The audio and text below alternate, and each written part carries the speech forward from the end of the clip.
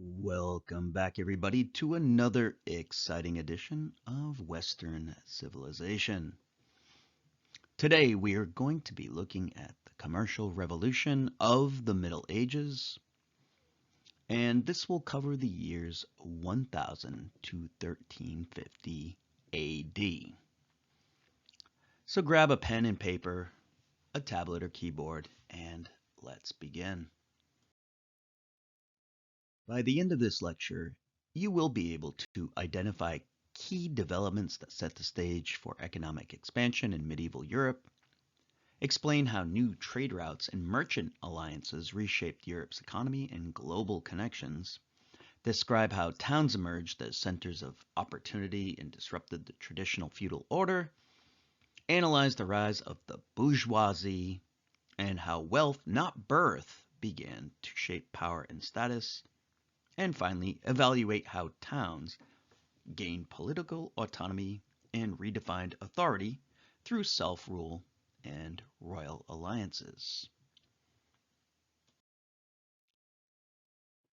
To begin with, let's talk about how the conditions for growth began to develop.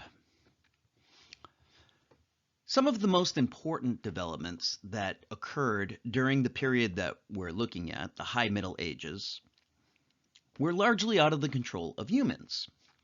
One thing that began to happen is that the cold period that had begun at the end of the Roman Empire began to give way to a medieval warming period.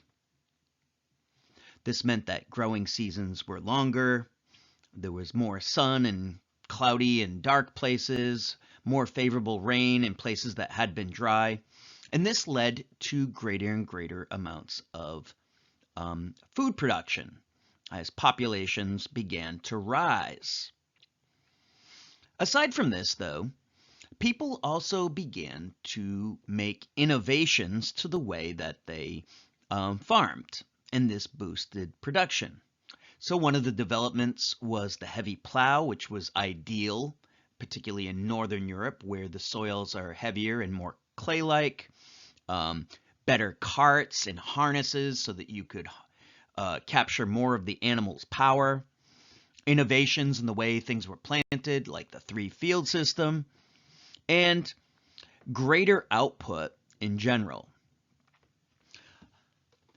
In addition to that, conditions were much more favorable. The end of the Vikings, Magyar, and Muslim raids meant that people felt safer. Safer conditions meant that merchants and peasants felt more confident traveling. And finally, the Crusades also sparked exchange. Mediterranean routes had been reopened to Western Europeans, who had now gotten a taste for Eastern goods and desired access to these markets. This trade, as we saw in previous lectures, were led by the Italian city-states, who plied the waters of the Mediterranean with their navy and with their trade ships.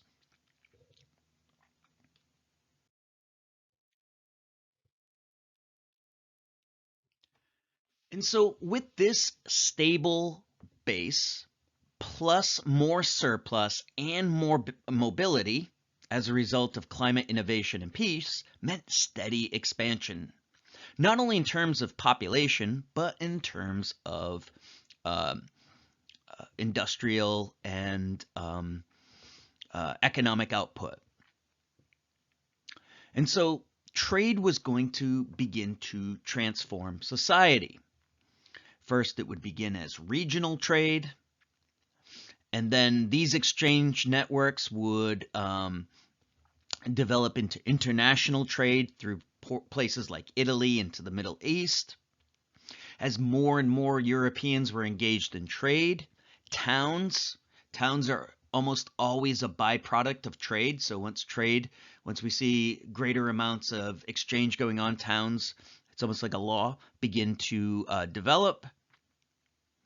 Towns are going to fuel new types of jobs, new classes of people, and new ideas. And we're going to explore all of these.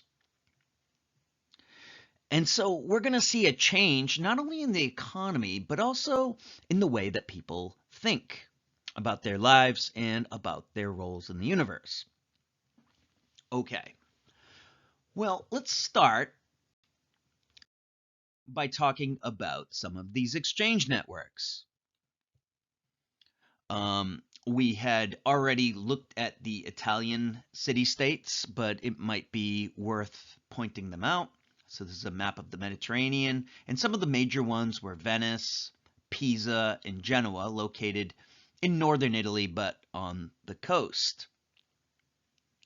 These Italian city-states had developed trade links and trade networks with the East, particularly with the Byzantine Empire, centered in Constantinople, but inhabiting much of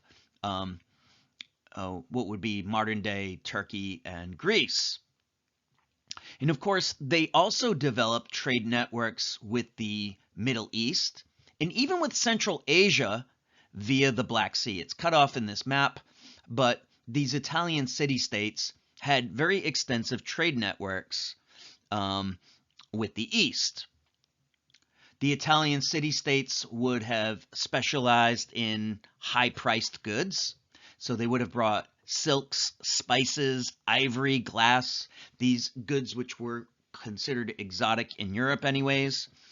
And they would have built large fleets to protect their trade and to organize expeditions into the Middle East. These Italian city-states, as they're called, sometimes called maritime republics. These were actual independent cities, so there were quite a few of them in Italy.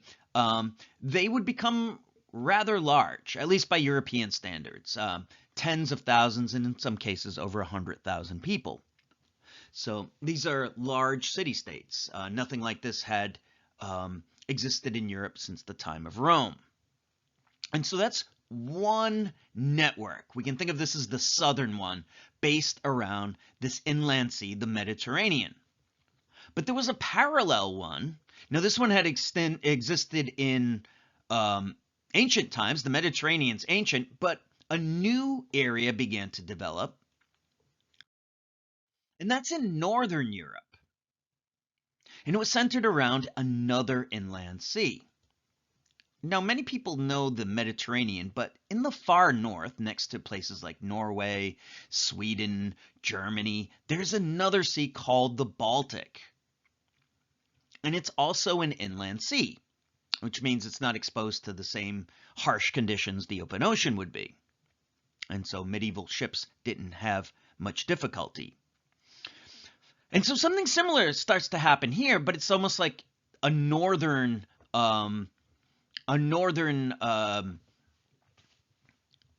trade sea network type thing going on. One of the big differences up here is they don't have luxury goods from the East, but they do produce a lot of things that are valuable, like timber. So wood. Wood is always valuable for boats and building. The waters of the north are rich in fish. The lands of the north produce large amounts of grains and then furs and honey. And so it's a different set of commodities that are produced up here. And these are considered bulk goods. So you're not getting, if you get an ounce of pepper in the Middle Ages, that's a lot. It takes a lot of grain to equal that. But if you move enough of the grain, you can start to develop internal trade networks. And people all over the region want to buy grain or honey or whatever it is that the North produces, fish, for instance. And so in the North, we get a similar thing. So we've got these two parallel universes, so to speak, between the Mediterranean and the Baltic beginning to develop. Now, early on, they kind of exist independently, but there is going to be a connection that is going to unite them. And this is going to be the fairs of the Middle Ages. So some of you might be familiar. Maybe some of you have even been to a quote-unquote Renaissance fair. And these are places, fairs were temporary, um, temporary organizations, temporary sites. And what would happen is that the merchants of the north and the Baltic and the merchants of the south would meet each other and exchange goods. And so this began to develop a European-wide trade network, which would, of course, via the Italians, was also linked to the rest of the world. Um, and so this is a pretty big development. The area around Champagne, which is where we get the name for the drink, it's in central France here, was the meeting ground for these fairs that would happen over the course of several weeks. Textiles from wool, like clothing, would make its way south to the Italians, who would purchase it and trade it for spices or whatever it is that they happen to be doing. All right. And so this is really going to begin to knit Europe into a trade network. Now, as I mentioned, whenever there's trade, there's almost always going to be cities. And so after a long hiatus, towns and cities are going to reemerge in Europe. And so these trade networks, they're sparked by trade, like I said, in places that are in advantageous locations. So maybe it's on a river, or maybe it's a location that's at a crossroads, or maybe it's a place with fortification. Because as you're traveling in these days, it's still not entirely safe. There isn't a strong central government yet. And so people want to go, when you're traveling and selling, you want a location that's somewhat fortified. And so sometimes this is going to be a castle or something like that. Or maybe a monastery in some places where monks live. And so the walls are going to bring safety. And so these locations that have these advantages, either a river or a port or a fortified location, are going to be the sources of the first towns in Europe. And so once people begin to settle in a town, they start to want some form of protections and a list of their rights, because this is happening in the midst of a system that's already pretty well developed, and that's feudalism. And so oftentimes, if you're living outside of a lord's manor, you have to bargain with him. You have to bargain with him for legal rights. He might want you there. It's good to have a couple of merchants around. But according to the laws of feudalism, if you are not a noble or a priest and you are on someone's land, well, that kind of makes you their serf. And of course, merchants don't want to be bound to the land or anything like that. And so these merchants would have to bargain with the lord for some form of legal rights. All right. And so they would have to bargain. Maybe they would have to pay him some money or promise him some goods or something like that. Whatever the case is, they would eventually get the right to have a market, to collect tolls, to self-govern themselves. And these merchants would elect their own forms of government, town councils, local courts, to hear the law. And so as these towns began to develop, these were places that weren't bound by feudal customs. These were places where people were free. And so there was an old saying that town air makes you free. That is, if you lived in a city, you got legal identity, and this put you outside of the feudal system. All right. And so this is a pretty big development in a world that's been largely feudal up until now. And so cities are places of freedom. Well, Merchants might have been the first inhabitants, but cities soon attract other people, like artisans. And so artisans are people who do a particular craft, and they begin to form themselves into organizations. Remember, the Middle Ages is a time where people um, like to see themselves as part of a larger group, whether that's the church, the nobility, or, in the case of an artisan, a guild. And so guilds are ways for artisans to collaborate with each other to protect themselves. They get to control the training in their particular discipline.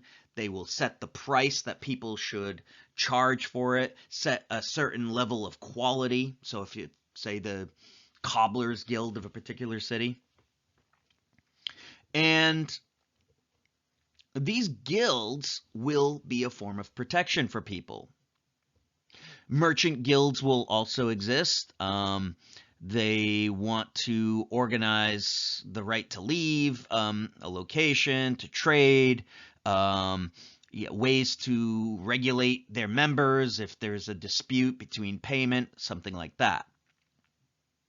And so oftentimes people will join a guild based on their occupation or their skill sector. And guilds are really going to be an important part of the civic life of these cities. They'll offer people a particular status, they'll give them stability, they'll promote order. All right.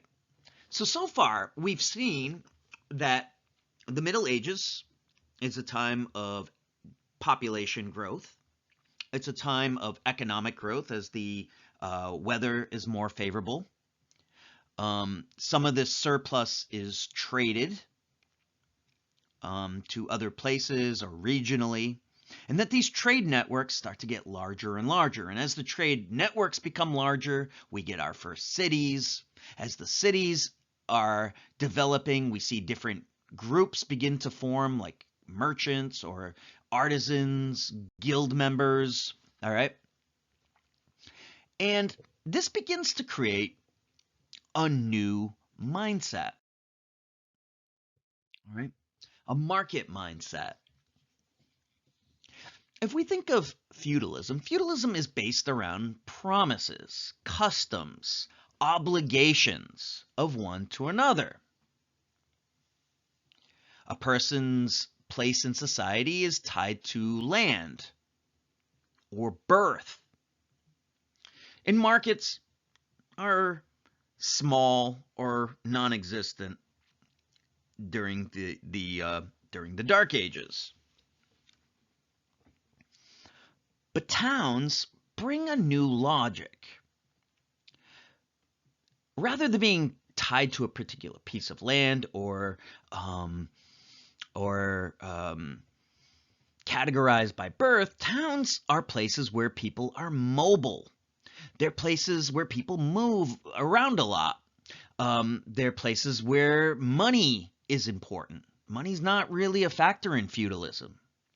And they're also competitive. All right. If you're a merchant, you want to get the edge on the competition. If you're a artisan, you want to produce good quality work. And so values begin to shift away from custom to prices and profit. And a new economic culture begins to take form. And so weights and money and standards become normalized. Long-distance trade requires written contracts and laws. Commerce becomes its own networking. And what we might call proto-capitalism begins to emerge. Profits from a business might be reinvested into tools or credit or growth. And this might make you, if you're fortunate and hardworking, more money, and you can begin to increase your status in society. And so a new economy begins to rise outside of the world of feudalism, which is literally sometimes just on the other side of the wall. Urban freedom brings gains, and it also produces its own set of hierarchy, its own stratification.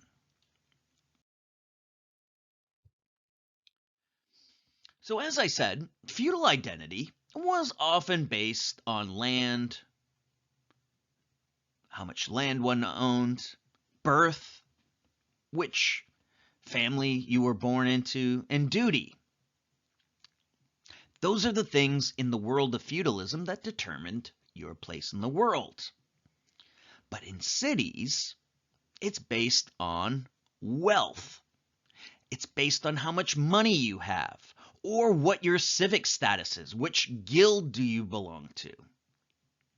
And furthermore, in the world of feudalism, you are going to be you're born into a particular role. Maybe it's the nobility, maybe it's as a serf, and you're pretty much stuck in that role. But under the market system that begins to develop, it's not your birth or the amount of land that you have that matters, it's how much money you have. And of course, money can be made and lost. And so cities are places of not only mobility where you can move outside the city, but class mobility. There aren't fixed orders. And so this is a new status that begins to develop. It's a new model. It's practical, it's fluid, it's civic. It's a new way of being. Now,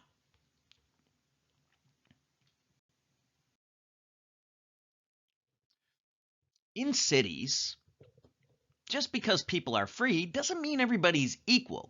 Far from it. At the very top of cities, the people with the most money are going to be international merchants, bankers, and high-ranking professionals who have already climbed the social ladder. In Italy, these people are called the populo grosso, or the fat people. Not because they're necessarily fat, although probably if they're eating well they might be, but because they have lots of wealth. These are the guys who control international finance, they make the big land deals, and they tend to control the politics within a city. Even back then, money and political influence went hand in hand. Oftentimes, these were the people who made the biggest contributions to the city. They might finance churches, hospitals, public works. And so they got prestige and status from those types of activity. The important thing to remember about the bourgeoisie, and some of them are very, very wealthy, is that they're not nobles. They're commoners. But in the world of the city, that doesn't matter. What matters is how much money you have. All right? And wealth brings status. And so the bourgeoisie, or sometimes called the grande bourgeoisie, the big bourgeoisie, these are the elites. Now, below the grande bourgeoisie is a whole other segment of the population, sometimes called the petite bourgeoisie, or the little bourgeoisie. In Italy, they might be called the populo minuto, or the little people, as opposed to the populo grosso, or the great people. All right? And so these people, there's a lot of variation within this group. Some of them do okay, but they're people who don't work in particularly great jobs. Sometimes they're members of a guild, but a low-ranking guild. And there's a hierarchy among the guilds. So if you're in the goldsmith guild, that's a powerful guild. But if you're in the dyer's guild, you dye clothing, it's a stinky, smelly job. And so it's not a great occupation, and you'll be lower. And So these people have limited amounts of power. So there is stratification even within these cities. And then, of course, there are even people lower, people aren't members of guilds who might do really low level occupations like cleaning horse crap or prostitution or um, running a pawn shop or something like that. And they're even lower in the hierarchy. And so urban life brings freedoms, but it doesn't mean that everybody's equal. Opportunity expanded, but equality didn't. And so you start to see developing in cities a situation where some live very well and others are really, really poor. And this began to raise critiques. All right. Urban revival not only reshaped the economy, but it also reshaped religion. Traditionally, monks had been people who tried to separate from society. Dating all the way back to late antiquity, they had sought to isolate themselves from society. They had sought to live lives of privacy and prayer. They had been part of the rural world. But the challenges that cities produced created a new class of monks. And these people are sometimes called mendicant friars. Mendicant means beggars. Okay? So, like their counterparts in the country, these people were devoted to a life of poverty. But rather than being in the countryside and isolated, these individuals saw their duty to be city-based and to respond to the needs of a society that was quickly stratifying and, in their minds, losing touch with its Christian roots. All right? As money became more important and people focused more on getting rich, many people started to worry that this was a threat to Christianity. Plus, with so many poor people starting to congregate in cities, this caused all kinds of social problems. And so groups like the Franciscans, which was one order, one group of monks, or the Dominicans, they began a ministry of street preaching. They were dedicated to lives of poverty, so they would beg, and they modeled themselves in many ways on the early disciples of Jesus. The word mendicant comes from the word mendicare in Latin, which means to beg. And so these are the begging friars, the begging monks. And they would preach against the greed, ambition, the worldly pride that so often accompanied urbanization.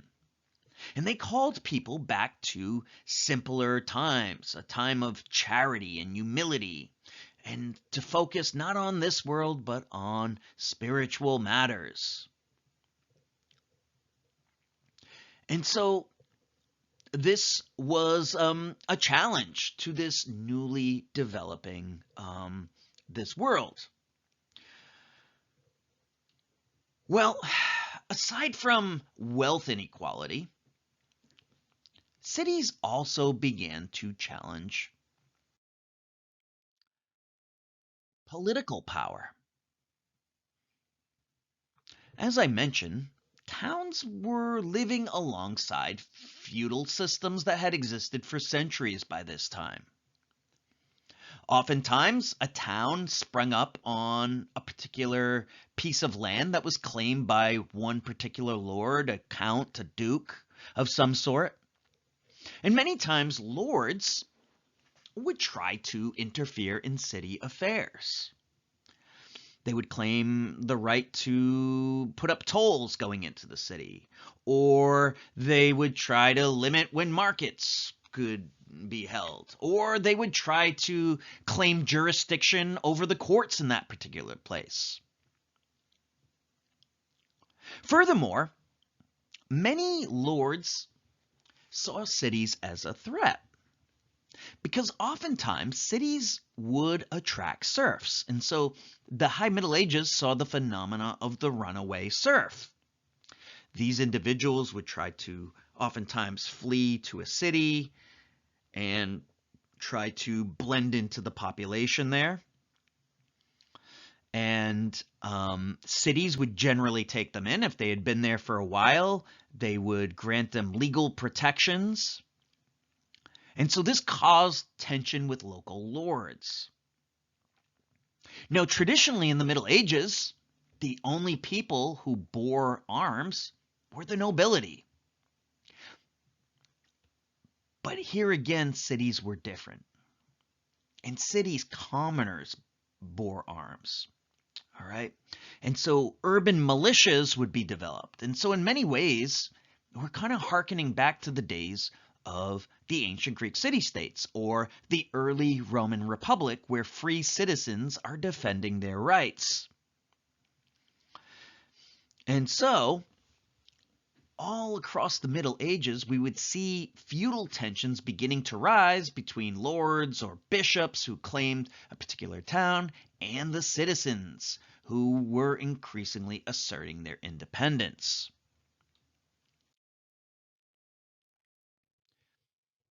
And one by one, many towns gradually gained the right to govern themselves.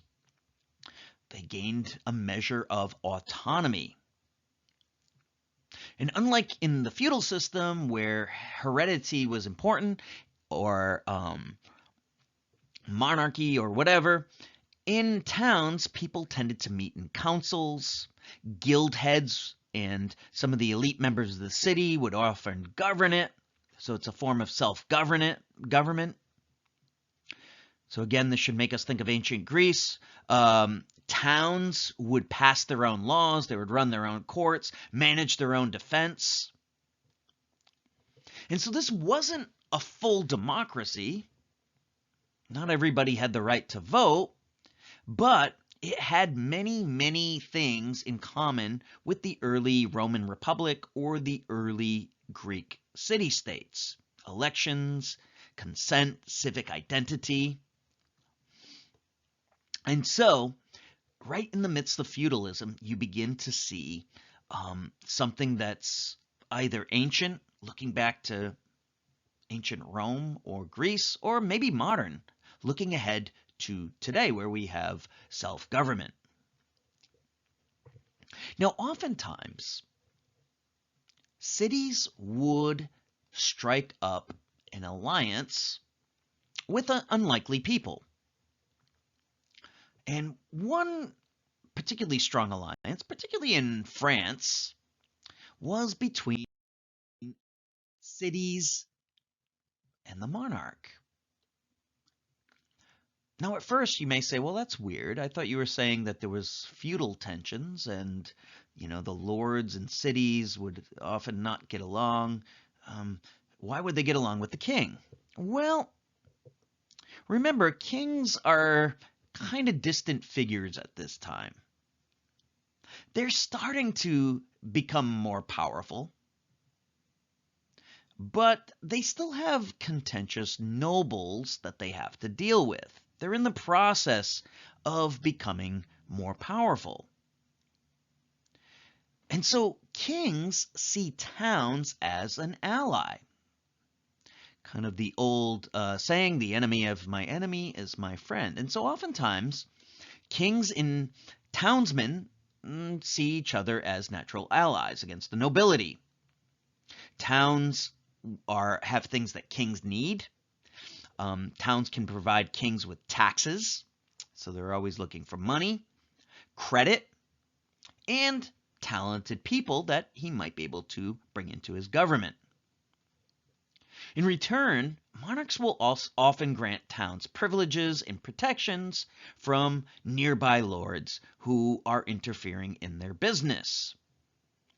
And so this is the ideal for a town, is to get royal recognition.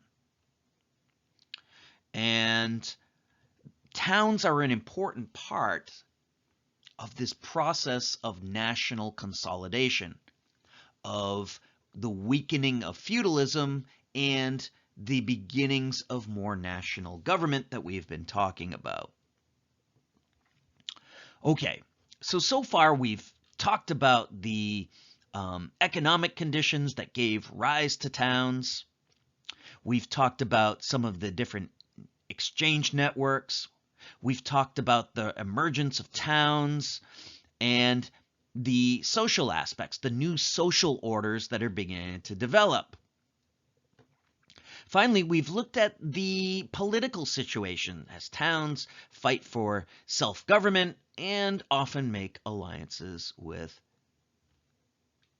kings. I want to conclude by talking about a city and an individual. The city I'm going to look at is Florence, which many of you probably have heard of. It's an Italian city-state at this period. It's going to go on to be the foundations of the Renaissance, but that's going to be a century or two away. For right now, it's just a model city in Italy, all right? And we'll look at an individual, Giovanni Villani.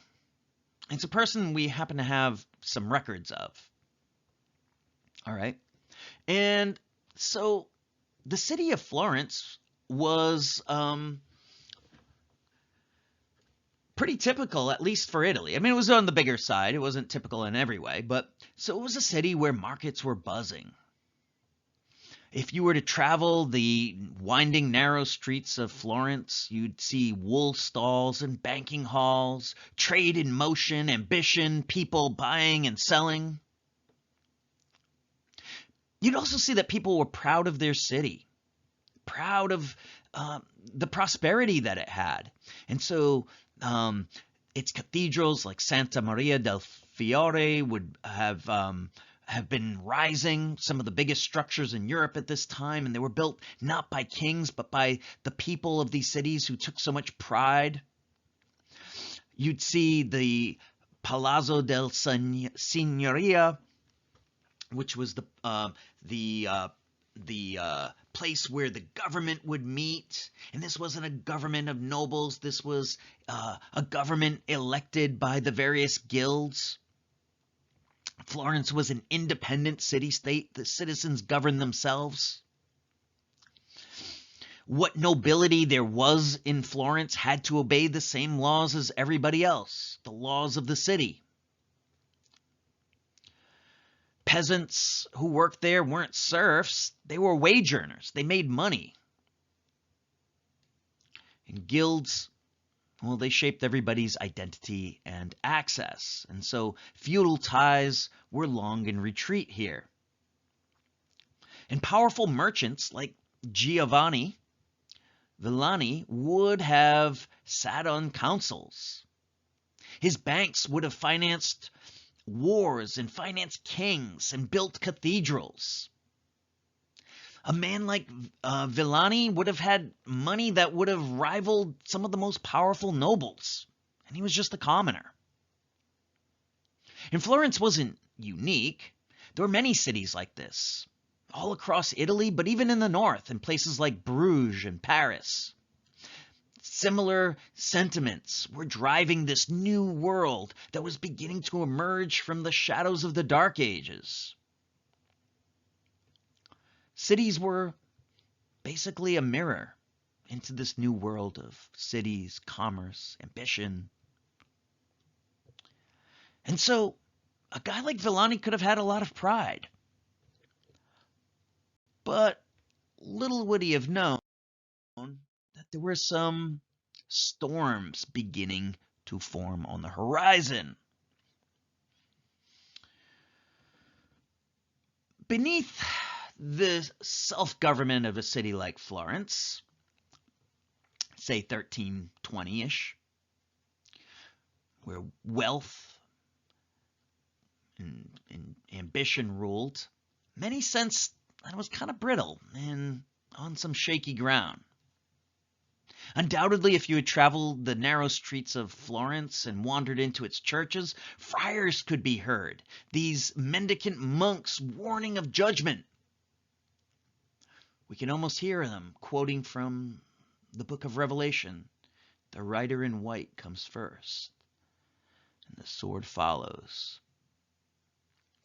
And many of these sermons would have cast this success not as a triumph, but as a warning. And if you looked around, you'd see economic tensions were rising. The merchant elite were growing rich. Guild rivalries among the guilds was turning quite fierce. And the populo minuto, the little people excluded from power, were growing increasingly resentful. In essence, what we were seeing was the beginning of class division beginning to form in these towns. And the economy. Well, the economy had proved to be quite fragile as well. Florence was a city of bankers. And in the 1300s, many of them had made loans to the King of England and France who had defaulted. And many people throughout Italy and throughout Europe who had money saved in these new banks had lost everything. And so the financial system seemed to be quite rocky. And then there was spiritual drift as well.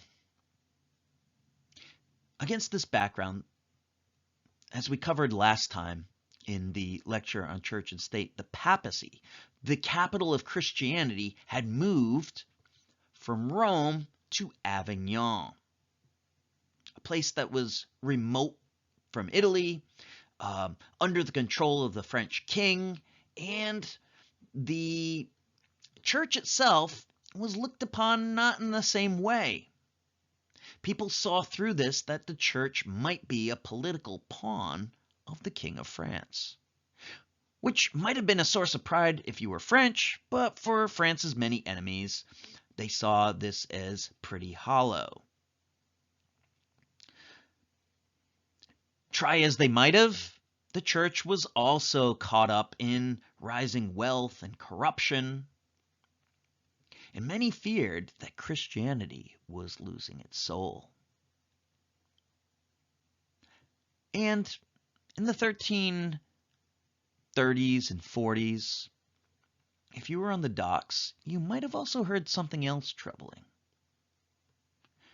Rumors of death coming from the east, from the Black Sea region. The world was more connected. The world was more urbanized, which also meant that the world was becoming susceptible to plague. And so storms were gathering. And as prosperous as the High Middle Ages were, during the Late Middle Ages, which we'll cover next time, this entire world would come crashing down. All right, so I'll see you next time for that lecture, and we'll pick this story up.